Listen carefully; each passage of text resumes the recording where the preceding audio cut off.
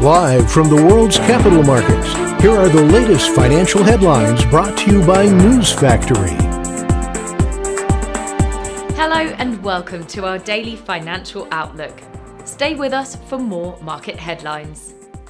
The gold-dollar pair plummeted 1.2% in the last session. The stochastic indicator is giving a negative signal. The euro-dollar pair saw a minor rise of 0.2% in the last session. The MACD is giving a positive signal. The pound-dollar pair saw a minor rise of 0.1% in the last session. The MACD is giving a positive signal. The Aussie dipped to cite 0.2% against the dollar in the last session. The RSI is giving a positive signal. Coming up, our chief analyst's choices for today. The S&P 500 and the Nasdaq dropped as the surging popularity of a low-cost Chinese artificial intelligence model knocked shares of chipmaker Nvidia and other companies benefiting from investments into the technology.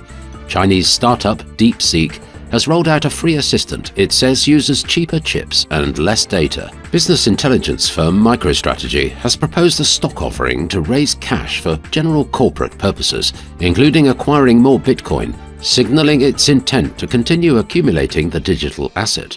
MicroStrategy intends to offer 2.5 million units of its perpetual strike preferred stock. Siemens Energy, the world's biggest maker of offshore wind turbines, reported on Monday a preliminary first-quarter revenue of $9.4 billion, up 18.4% on a comparable basis and slightly above consensus estimates. Those were today's major economic events, and now moving on to world financial headlines. The US Red Book Index will be released at 13:55 GMT, the Irish retail sales at 11 GMT, Spain's unemployment survey at 8 GMT. The US S&P Case-Shiller Home Price Indices will be released at 14 GMT, the US API weekly crude oil stock at 21:30 GMT, the French consumer confidence at 7:45 GMT. We hope that you've enjoyed Tuesday's financial report.